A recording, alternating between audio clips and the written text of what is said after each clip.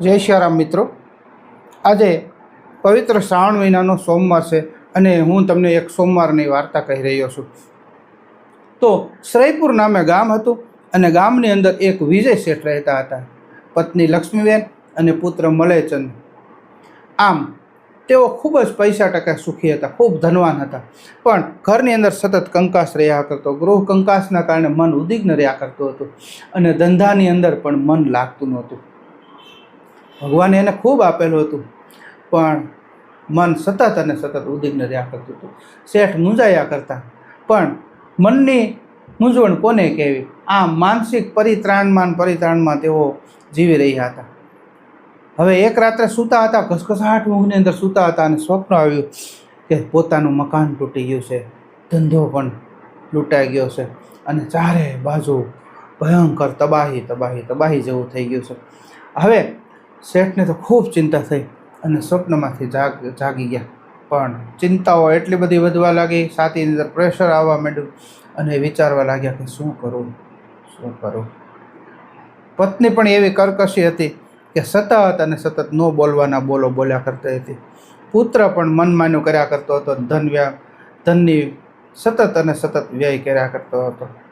આમ શેઠ ચિંતામાં દૈનિક કાર્ય પતાવીને પોતાને પેઢીએ ગયા. હવે પેઢીએ ગયા, ચિંતાગ્રસ્ત હતા. સામે એક સાધુ આવી રહ્યા હતા અને સાધુ મંદ હાસ્ય કરતા હતા શેઠની સામે. શેઠે પણ નમસ્કાર કર્યા અને કીધું, શું શેઠ, તમે મૂંઝવણમાં છો? એ કે હા મહાત્માજી, ખૂબ જ ચિંતા થયા કરે છે. તમને જો ગમે તો એક વાત કરું. બોલો ને મહાત્માજી, શું છે વાત? કે વાત એમ છે કે હમણાં શ્રાવણ મહિનો આવે છે અને શ્રાવણ મહિનાની અંદર જો તમે સોમવાર રહ્યો, શિવાલયની અંદર જાઓ, જળાભિષેક કરો, દૂધ અર્પણ કરો ભગવાનને અને ફળ ફૂલ ઇત્યાદિ અર્પણ કરો અને આખો દિવસ તમે જો ઉપવાસ કરો તો તમારી ચિંતાઓ છે તે દૂર થઈ જાય. શું વાત કરો છો મહાત્માજી, આવું થાય કરું? એ કે હા થાય ને. તો શેઠે તો વિચાર કર્યો અને ખુશ થતા ઘરે ગયા, પત્નીને વાત કરી. પત્નીને એમ થયું કે સોમવાર રહેવા વાંધો હું, આપણે ગામની બહાર જવા તો મળી જાય, શિવાલયની અંદર જશું. દીકરાને એમ થયું કાંઈ વાંધો નહીં, મા બાપ કહે છે તો એકાદ વખત જવામાં હું વાંધો.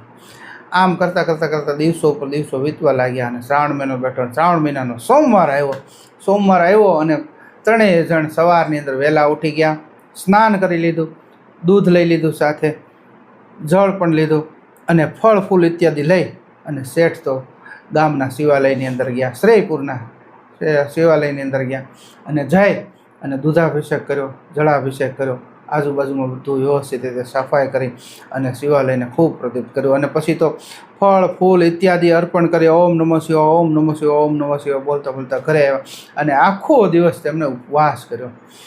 આમ શ્રાવણ મહિનાનો બીજો સોમવાર આવ્યો, તેમાં પણ તેઓ વહેલા ઉઠી ગયા, ભગવાનને દૂધાભિષેક કર્યો, જળાભિષેક કર્યો, ફળ ફૂલ ઇત્યાદિ ધર્યા અને ઘરે આવ્યા અને આખો દિવસ તેમને ઉપવાસ કર્યો. આમ કરતાં પવિત્ર શ્રાવણ મહિનાના બધા જ સોમવાર વ્યાપી ગયા, બધા જ સોમવાર વીતી ગયા અને એના ઘરની અંદર એક ચમત્કાર થયો. શું ચમત્કાર થયો? કે બધાના મન શાંત થઈ ગયા, એક થઈ ગયા અને એક થતાં એકાબીજા સ્નેહથી વાતો પણ કરવા લાગ્યા. શેઠને પણ રાહત થવા માંડી. જે મન ઉદ્વિગ્ન રહેતું હતું એ શાંત થઈ ગયું અને પત્ની પણ શાંત થઈ અને જે ઘરની અંદર ઘર કંકાસ થયા કરતો હતો એ કંકાસ પણ દૂર થયો. મિત્રો, આ પવિત્ર શ્રાવણ મહિનાની અંદર સોમવાર રહેવાથી અને ઉપવાસ કરવાથી આવા ફળ મળતા હોય છે. સાંપ્રત સમાજની અંદર ઘણા બધા લોકો દલીલો કરે કે શું ઉપવાસ કરવાથી કાંઈ થાય ખરું? પણ મિત્રો, વૈજ્ઞાનિકોએ પણ એવું સાબિત કર્યું છે કે શરીરને ફાયદાકારક ઉપવાસ છે.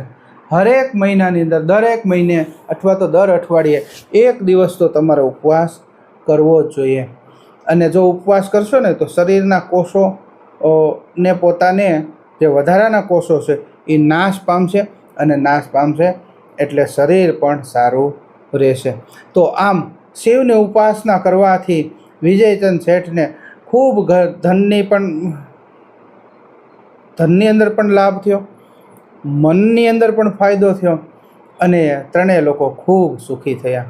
અને ભગવાન ભોળિયાનાથ તો એવો ભોળો દેવ છે ને એ માત્ર થોડું પૂજા અર્ચન કરવાથી પ્રસન્ન થઈ જાય એવો દેવ છે. તો મિત્રો, આ રીતનો સોમવારની અંદર તમે પણ શક્ય હોય ત્યાં સુધી ઉપવાસ કરજો. તો આ સોમવારે આટલું જ. આવતા સોમવારે ફરી કંઈક નવું લઈને આવશું. તો આવજો મિત્રો. જય સિયારામ. મારી ચેનલને સબસ્ક્રાઈબ કરજો. આવજો.